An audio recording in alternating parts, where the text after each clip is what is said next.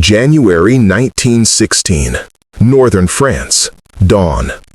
A pale winter sun hangs low over the Western Front, casting long shadows across a landscape carved into mud, wire, and frozen craters.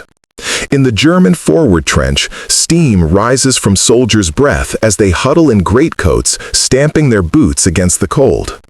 They know the pattern by now. Another Allied artillery attempt, another morning of shells landing short, long, or far off to the flanks. A distant thump rolls across the gray horizon, then another, and another. The Germans glance at each other, smirking. Bad aim, one mutters. They watch the shells arc overhead and slam into the far side of no man's land, throwing up fountains of frozen earth nowhere near their trench. A few soldiers laugh openly now. For months, the Allied guns have done little more than churn the already ruined ground. The Germans stand deep and confident behind timber and earth. They believe they are safe, untouchable. But then the sound changes. A sharper crack echoes through the air. The next round does not hit the ground. It detonates above them. A blossom of steel fragments slices downward. And suddenly, the laughter stops. Because this barrage is different, and they realize too late that the sky itself has turned against them. The Western Front in early 1916 was a vast, frozen scar stretching from the Belgian coast to the Swiss frontier. Millions of men were buried in trenches carved only yards apart, locked in a stalemate that refused to break. Artillery had become the single most decisive force of the war, responsible for more casualties than rifles, machine guns, or gas combined. Yet its greatest weakness was still painfully visible: accuracy. In the first 2 years of the conflict, armies discovered that firing a gun was simple, but hitting a trench was not. Early shells landed unpredictably due to inconsistent propellant, worn barrels, and crude map measurements. Range tables were unreliable, meteorological knowledge was limited, and even small errors in angle or temperature could send a shell hundreds of meters off target. The result was the constant, frustrating reality that both Allied and German barrages often failed to strike where intended. For the soldiers living under this fire, morale depended on knowing the enemy's limitations. German troops in particular placed enormous confidence in their deep, timber-reinforced trenches, some cut with near-architectural precision. Their engineers had spent the winter strengthening dugouts, lowering bunker ceilings, and expanding communication tunnels underground. These positions were designed to withstand conventional high-explosive impacts, shells that buried themselves in the earth before detonation. When the ground shook, the Germans simply rode out the storm behind several meters of packed clay and wood. Meanwhile, the British and French artillery units were still adapting to the war's demands. The armies had entered 1914 with guns meant for mobile field engagements, not industrial trench warfare. Their shells were often designed to explode upon impact, sending energy horizontally, which proved far less effective against enemies buried deep below. Instead of killing, these rounds frequently buried or concussed men without neutralizing entire positions. Confidence in artillery wavered, and frontline troops complained bitterly about barrages that looked impressive but achieved little. Yet behind the apparent incompetence lay a deeper struggle. Artillery officers wrestled with outdated methods in a war that suddenly demanded mathematical precision. Forward observers were often unable to see the effect of their own fire. Communication was slow, maps were inaccurate, and spotting balloons were vulnerable to wind, weather, and enemy fire. The gunners' frustration grew with each miscalculated shot. It was during this period that interest renewed in a concept older than the war itself: the airburst. Instead of detonating on the ground, an airburst shell exploded above the target, showering an area with hundreds of lethal steel balls or fragments. The British had used shrapnel shells since the 19th century, but in trench warfare, they required a level of fuse precision that most gunners still struggled to achieve. A fuse set too short detonated harmlessly mid-air. Too long, and the round buried itself before exploding. Still, the idea remained irresistible. If the Allies could get a shell to burst overhead, even a few meters above a trench line, they could nullify the Germans' greatest advantage: protection underground. By late 1915, experiments intensified. Workshops recalibrated fuses. Officers refined calculations. Researchers studied the timing of burnout powder rings inside each fuse, adjusting them by fractions of seconds. Meteorological teams measured wind, humidity, and temperature to correct for flight behavior. A new generation of forward observers trained to synchronize spotting with adjustments more rapidly than ever before. Parallel to this, aerial reconnaissance improved map accuracy, revealing trench layouts with unprecedented clarity. German troops, confident and deeply entrenched, watched these clumsy attempts with amusement. In their observations, Allied gunners were still too slow, too inaccurate, too inconsistent to pose real danger. A barrage would fall left, then right, then short. Officers joked that British guns were more likely to hit their own wire than a German trench. There were entire sectors where incoming shells were greeted with sarcastic applause. But the Allies were learning. And with every misfire, every failed bombardment, every wasted shell, the mathematics of destruction grew clearer. Small innovations accumulated quietly. New plotting techniques, corrected fuse scales, improved optical sights on guns, more stable propellant mixtures, standardized ammunition production. Each adjustment shaved seconds off errors and meters off deviations. Slowly, deliberately, the gunners closed the gap.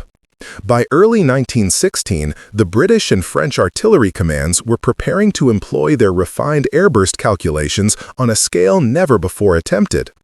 These methods were not widely understood by the ordinary soldiers in the trenches, but the officers studying ballistic tables saw what was coming. A shift was building beneath the noise of the front, one that would reveal itself first not in the ground, but in the sky. And that change is where the next part of the story begins.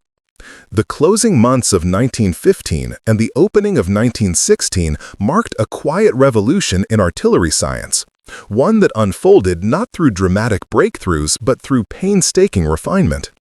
Every nation on the Western Front understood that if artillery could be made accurate, it could become decisive. But the path to precision required new thinking, new tools, and new doctrine. A critical change came with the systematic study of meteorology. Artillery officers learned that even the slightest variation in air temperature altered shell trajectories. Cold air thickened the atmosphere, slowing rounds. Warm air thinned it. Moisture affected stability. Crosswinds nudged arcs left or right. High-altitude winds, unfelt on the ground, could shift shells dramatically in the final seconds before impact. What had once been dismissed as random error was revealed to be measurable, predictable, and correctable. Observation units began sending weather reports directly to gun batteries. By early 1916, British and French gunners factored these measurements into firing tables with increasing confidence. At the same time, new techniques in map-making transformed the battlefield. Aerial reconnaissance, initially experimental in 1914, had matured into a disciplined science. Photographers in fragile biplanes risked their lives flying over enemy trenches, capturing the elaborate webs of dugouts, machine gun nests, and communication lines. These images, when stitched together, produced highly accurate trench maps that allowed artillery officers to pinpoint German defensive networks with precision previously unimaginable. But accurate maps were only half the solution. To strike a trench, the gunners needed to know where their own guns truly were. Survey teams implemented advanced triangulation methods, compass bearings, signal posts, and theodolites, determining battery positions down to the meter. The result was a dramatic reduction in range errors. The most important innovation, however, was far more subtle: the evolution of the timed fuse. The classic shrapnel shell, designed to burst in the air and spray lethal steel balls forward in a cone, relied on a fuse mechanism that burned a calibrated charge. For decades, this charge had been inconsistent from one shell to another. Now, factories standardized production, refined powder mixtures, and introduced improved fuse designs that allowed finer adjustments. Instead of coarse settings, gunners could now adjust fuses in small increments, carefully matching the detonation time to the shell's flight profile. A single second of difference in burn time could determine whether a shell burst harmlessly high in the sky or directly above a trench crowded with men. In winter 1916, artillery commanders realized they finally possessed the 4 pillars needed for effective airburst fire. 1. Accurate maps of enemy trenches. 2. Precise knowledge of their own gun positions. 3. Reliable firing tables corrected for weather. 4. Fuses finely tuned to explode at exactly the right moment. Where once an airburst was a gamble, it was becoming a calculation. Frontline German troops, however, remained largely unaware of these developments. They had grown accustomed to observing Allied errors. Day after day, barrages tore up empty ground or struck parapets without penetrating dugouts. Many German units joked that British shells spoke politely before arriving, giving ample time to take cover. Their superiors knew better. Intelligence reports warned that the Allies were improving, but to soldiers at the front, daily experience contradicted the threat. Still, hints of change appeared. Now and then, an airburst shell detonated lower than usual. Once, a round exploded directly above a frontline listening post, killing 2 men outright. Another struck a repair party in a frontline trench, raining steel fragments that tore through greatcoats. These incidents were dismissed as accidents. Lucky shots, not a pattern. Yet behind the lines, Allied artillery schools were preparing teams of observers and gunners to operate like a single organism. Officers studied equations late into the night. Workshops calibrated fuses under lamplight. Rangefinders were tested again and again. Batteries held dry-fire drills to ensure that gun crews could adjust angles and charges within seconds. The transformation was almost invisible from the viewpoint of the trench. Guns still fired. Shells still fell. Nothing looked different until the calculations were ready. By February 1916, the British and French commands had identified sectors where German troops appeared most complacent. These areas, they believed, offered ideal testing grounds for the newly refined airburst techniques. The goal was not merely to inflict casualties. It was to shatter the psychological shield that German dugouts had provided for so long. And so, preparations began for a barrage unlike any the front had seen, a storm that would not rise from the earth, but descend from the air. The stage was set. The guns were calibrated. The fuses were measured. The observers waited for the signal. And soon, the Germans' confidence would be tested by a weapon they thought the Allies could never master. Life in the trenches conditioned men to read artillery the way others might read weather. After months of bombardment, soldiers could identify the size of a gun by the pitch of its report, estimate the impact zone by the sound of its flight, and even judge the skill of the enemy by how close each round landed. To the Germans, Allied artillery had earned an unfortunate reputation: wasteful, scattered, and predictable. For men living underground, this reputation mattered. It shaped daily routines. German infantry frequently remained in their dugouts, confident that the worst would pass overhead or explode too far away to do harm. They played cards on bunk platforms reinforced with timber, smoked cigarettes beneath the dim glow of lanterns, and chatted about home while shells exploded uselessly outside. As long as the impact stayed distant, artillery became background noise, a terrible but survivable rhythm of trench life. This familiarity bred a dangerous form of comfort.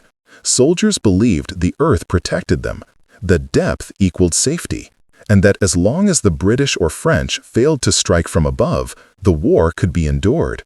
But no amount of experience prepared them for the psychological shock of airburst fire. A ground impact created thunder. An airburst created surprise. One moment, the trench felt secure. The next, steel fragments rained downward with no warning, from angles impossible to predict. There is a reason veterans described airburst shrapnel as the sky breaking open. It attacked the one sanctuary soldiers trusted most, their dugouts and trenches, and forced them to confront a fear greater than death itself, the realization that nowhere was safe. This shift in battlefield emotion, more than any technical detail, explains why the Germans reacted so violently when the first precise overhead bursts appeared. Their confidence collapsed instantly, not gradually, because the human mind was never built to find calm under a sky that suddenly turned lethal. And that human reaction would be mirrored again and again as the new barrages began. To understand the shock Germany felt, one must understand the engineering behind the perfect airburst. Traditional artillery relied on high explosive shells designed to detonate on impact.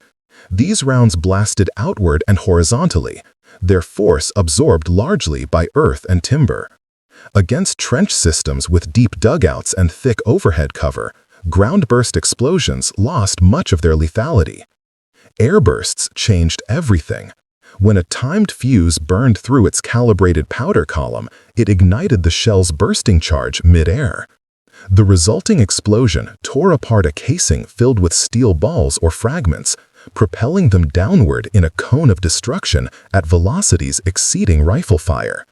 Unlike a ground burst, which sent energy laterally, an airburst sent death vertically, directly into trenches, dugouts, and firing steps. The technology behind this effect, however, was brutally unforgiving. Every variable mattered. Barrel wear altered muzzle velocity. Propellant temperature changed burn rate. Wind layers shifted trajectory. Altitude differences affected detonation timing. Even the curvature of the Earth introduced minor errors at long range. Early fuses were crude, often inaccurate by a full second or more, enough for the shell to burst dozens of meters from its intended height. But by 1916, new patterns emerged. British number 80 and French time fuses gained incremental improvements, more consistent powder rings, finer timing graduations, and standardized production that reduced variation.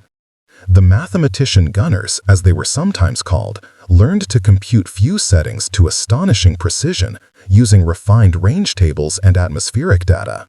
They could determine the ideal burst height, often between 10 and 30 meters above a trench line, where shrapnel would spread widest and most lethally. For the Germans, these technological developments were invisible until the moment of detonation.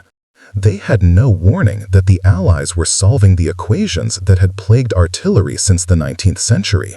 And when the first shells burst precisely overhead, German soldiers believed they were witnessing a completely new kind of ammunition. In reality, the ammunition was not new. The accuracy was. The sky had been weaponized with mathematics. The tactical logic behind airburst fire was brutally simple. A trench protects against horizontal threats, but it cannot shield men from above.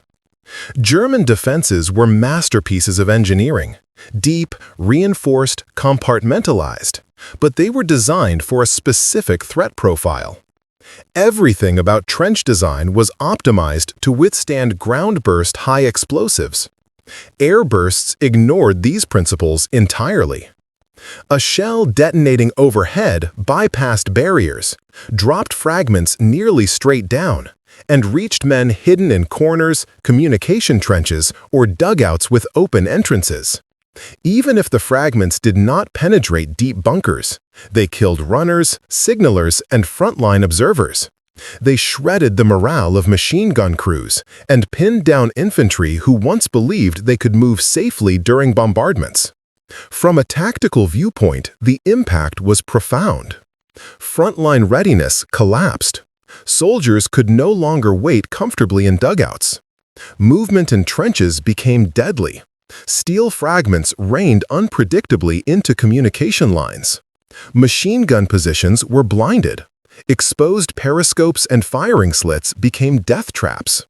Observation posts were destroyed instantly. Airbursts targeted the very eyes of the German defense. Counterattacks slowed. Units hesitated to move through trenches under overhead fire. Airburst barrages did not just kill, they paralyzed entire sections of the line.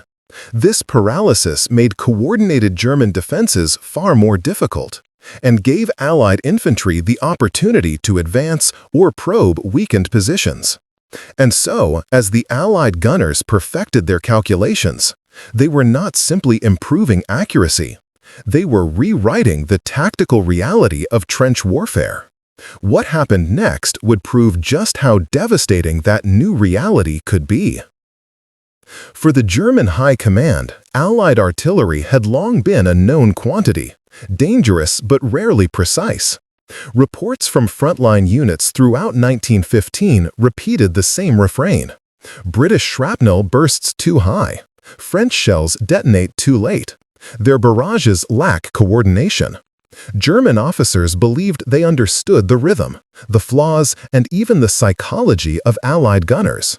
This confidence was more than arrogance. It was built on daily observation.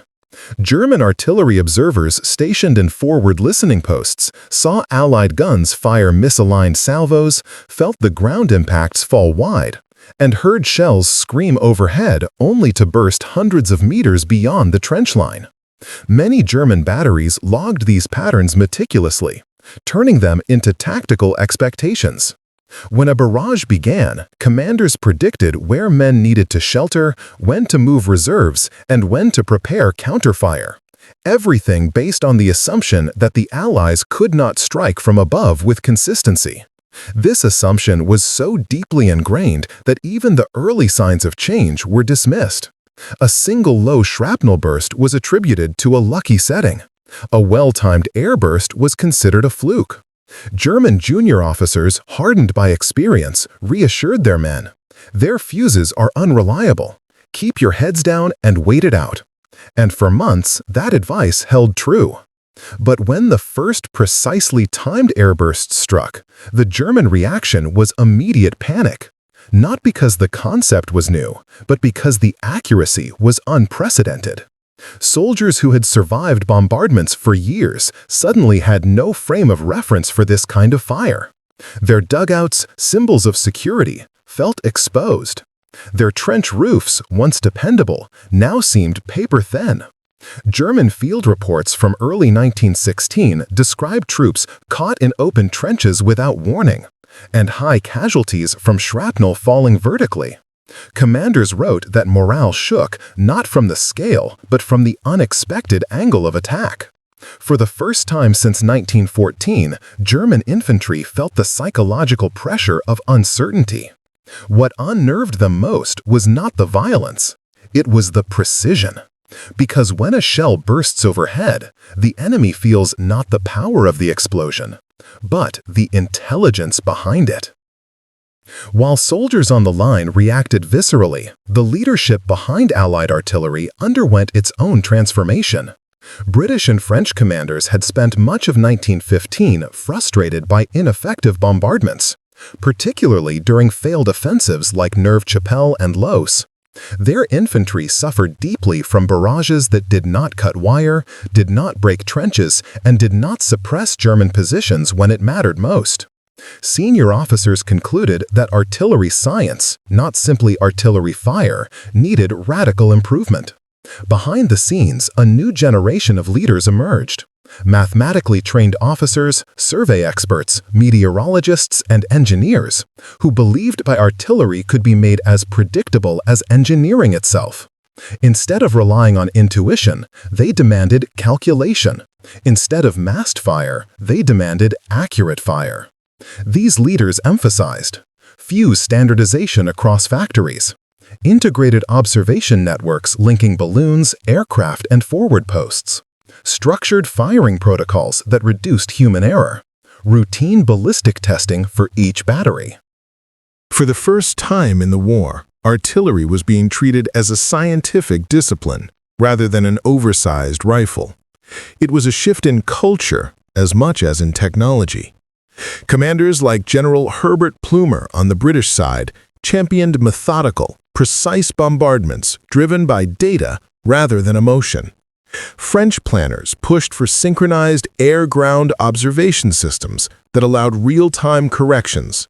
Their collective insistence on precision would soon give the Allies the edge they desperately needed. When the improved airburst fire was finally unleashed at the front, Allied leaders understood what their soldiers did not. This was not simply a new technique. It was the beginning of modern gunnery doctrine. And leadership played the crucial role in ensuring that doctrine reached the battlefield intact. Warfare is not only physical, it is psychological. On the Western Front, morale could determine whether men fought, froze, advanced, or broke. Artillery was not just a weapon, it was a message. Ground bursts communicated one thing: stay low, stay underground, and you will survive. Air bursts communicated something far more terrifying: there is no safe place. When shells began detonating above German trenches with deadly accuracy, the psychological shock rippled faster than the shrapnel. The trenches that had protected them for years suddenly felt like traps. Every open section of trench became a potential lethal zone. Every dugout entrance became a funnel for fragments. This erosion of psychological security affected reaction times. Men hesitated to move under fire. Confidence in leadership. If trenches weren't safe, what could officers guarantee? Night routines. Soldiers lost sleep listening for the distinct crack of an airburst. Discipline. Panic spread faster when men believed the threat came from above. Several German letters from early 1916 revealed the same emotional shift. Our bunkers no longer feel like protection. The enemy has learned something terrible. We pray for smoke or fog to hide us from the shells that burst in the air. On the Allied side, the psychological boost was equally significant. Infantry who had long complained about ineffective barrages began reporting visible results. Enemy trenches struck, movement suppressed, posts abandoned, and airburst fire landing precisely where observers intended. Morale rose not just because artillery improved, but because soldiers sensed that the balance of power was shifting. In a war defined by stalemate, this shift was profound. And soon the world would witness a moment when all these angles, human, technological, tactical, enemy, leadership, and psychological, intersected in a single devastating turning point. It happened on a cold, muted morning in early 1916 along a contested sector of the Western Front near the Somme. The terrain was bleak, mud glazed with frost, rusting wire half buried beneath snow, and trenches that cut the earth in jagged scars. German troops of a frontline regiment were performing their routine duties, cleaning rifles, tending stoves, inspecting sandbags. Nothing signaled that this dawn would be different. At 06:20, the first distant thud echoed across the horizon. A second followed, then a third. German soldiers barely reacted. They recognized the sound. Another British artillery registration, another attempt to adjust aim. To them, it posed little threat. Their experience told them the shells would land short or long. The earliest bursts confirmed their expectation. Geysers of dirt erupted harmlessly in no man's land. Men smirked. A few shouted remarks toward the British lines, mocking their misfires. But 15 minutes later, observers on the British side sent the signal that changed everything.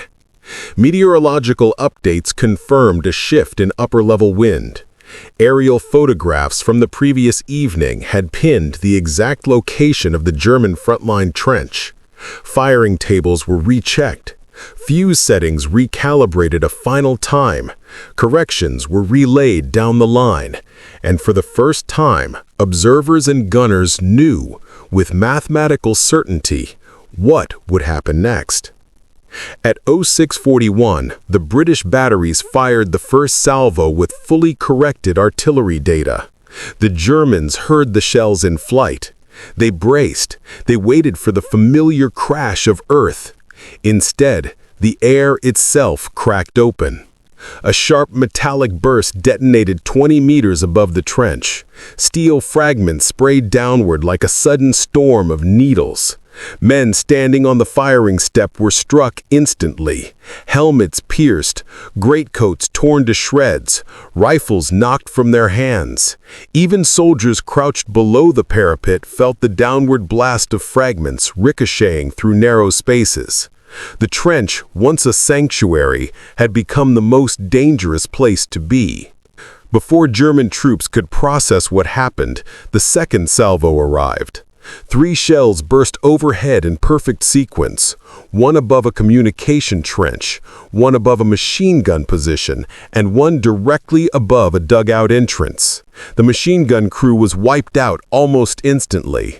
Runners attempting to move between trench sections were shredded before they could find cover. A dugout door splintered under the downward cone of fragments, killing 2 men inside and injuring several more. Shock rippled through the line. Officers shouted for men to take cover, but there was no cover. Dugouts that protected against horizontal explosions offered little against vertically falling shrapnel. Trenches whose walls absorbed ground bursts funneled fragments downward into tight, deadly angles. At 06:46, the third salvo struck, this one even more precise. It did not explode randomly. It exploded exactly where Allied observers had calculated. A shell burst directly over the junction where 2 German trench segments met. This intersection was a vital node, used by runners, officers, and machine gun teams to coordinate movement. In seconds, it was transformed into a killing zone. Several men died instantly. Others fell screaming, wounded by fragments that tore through limbs and helmets. And still the barrage intensified. British gunners, now confident in their calculations, shifted fire systematically across the trench line. They were no longer guessing. They were conducting a controlled pattern, each salvo timed, each fuse calibrated, each gun laid with scientific precision. For German troops, the effect was catastrophic. They could not predict where the next shell would burst. The sound of an incoming round no longer offered clues because the danger came not from the ground, but from the sky. The German NCO later wrote in his regiment's diary that it felt as if the air had learned to hate us. The greatest devastation occurred at 6:58. A shell detonated just above a crowded trench bend where soldiers tended a field telephone line. The fragments fell almost vertically, killing 5 men outright and severing the communication cable. Officers attempting to restore the line were struck moments later by a second overhead burst calibrated to the same height. These 2 blasts crippled local command during the most critical minutes of the barrage. For nearly 20 minutes, the German front line endured a perfectly timed series of airburst strikes, so precise that survivors later believed the British had acquired a completely new weapon. In reality, nothing about the shells was new. The breakthrough was the calculation behind them. At 7:04, the final salvo signaled the decisive moment. A line of shells burst in a sweeping arc along the trench, deliberately walking the fire from one sector to the next. No gaps, no misfires, no wasted rounds. For the first time, German troops confronted not the randomness of artillery, but its deliberate, engineered perfection. What broke them was not the scale of destruction. Other barrages had been heavier, but the precision. Dugouts, once trusted as safe, now felt exposed. Communication trenches became dead ends. Machine gun nests went silent. Morale, once anchored in confidence, crumbled in minutes. And this collapse would shape what happened next, because the day's true turning point was still unfolding, driven by one final devastating shift in the barrage. For the German High Command, the reports from the front were unsettling.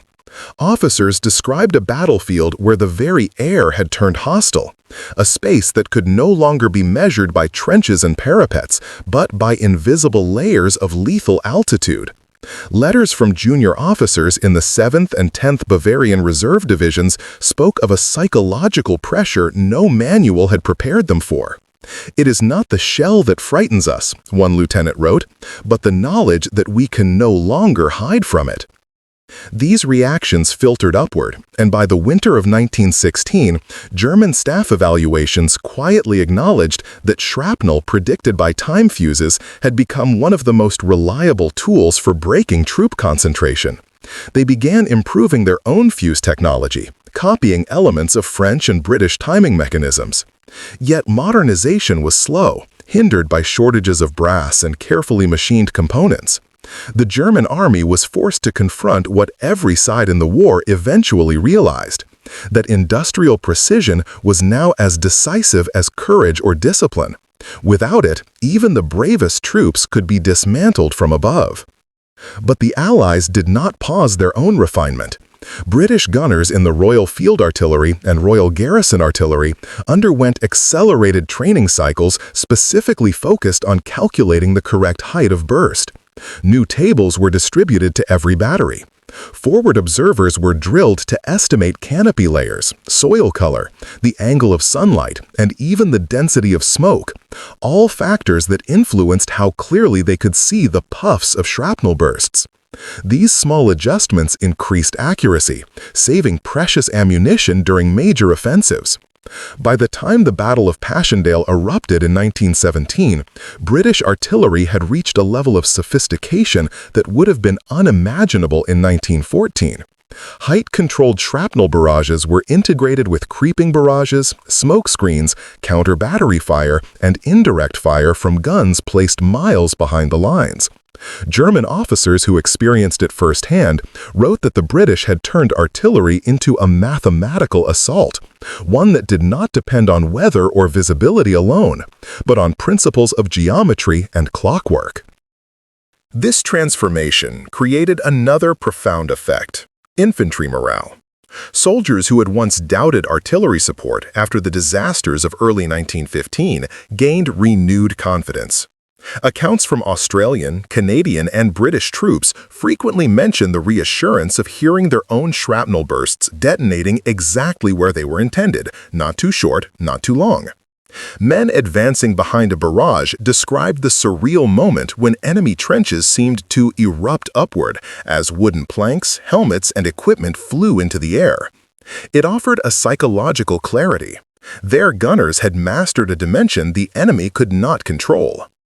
The Germans, meanwhile, were forced to adapt in other ways. Trenches grew deeper. Overhead cover expanded with thicker timber layers and corrugated steel. The simple dugout transformed into reinforced shelter systems connected by angled tunnels to reduce the effect of downward falling fragments. German units were instructed to disperse more frequently, never staying clustered during an expected bombardment. But these adaptations brought their own cost. Soldiers lived farther underground, sometimes for days at a time, emerging pale and disoriented. Command cohesion weakened as officers struggled to maintain contact across dispersed positions. Every effort to counter overhead bursts forced compromises elsewhere. And still, the problem remained. Shrapnel did not need to hit a trench, it only needed to find the air above it. By 1918, German troops on the Western Front were exhausted. Many were new recruits, some barely trained. Letters and diaries describe a chilling familiarity with the sound of timed shells. A rising whistle, a brief silence, and then the brittle crack as the fuse triggered. Veterans began warning newcomers not to look up, not to guess where it might burst, because guessing only magnified dread. The air itself felt predatory. Even after the war, when historians examined casualty statistics, one fact stood out. Allied time-fused shrapnel had been responsible for an immense share of the German army's losses in exposed positions. Though high-explosive shells eventually overtook shrapnel in overall destructive capability, time-fused artillery had delivered what strategists would later call the decisive psychological edge of the mid-war years. And it was this transformation, from mocked inaccuracy to mathematical dominance, that reshaped how armies understood the sky above a battlefield. A new era of warfare was emerging, and its next chapter would no longer be defined by trenches alone, but by what happened in the space just above them.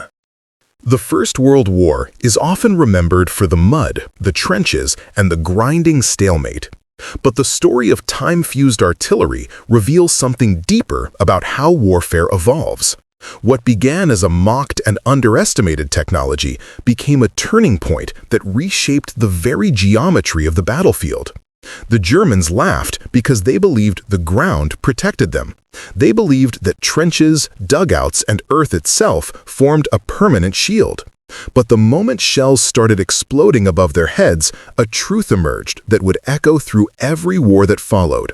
The sky is never neutral. Shrapnel timed to burst in midair did more than inflict casualties. It changed psychology. It altered movement. It reshaped strategy. It forced armies to rethink everything from trench depth to troop spacing to the pace of attacks. Most importantly, it showed that precision, not just power, would define modern conflict. A single shell, detonated at the perfect height, could do the work of dozens fired blindly.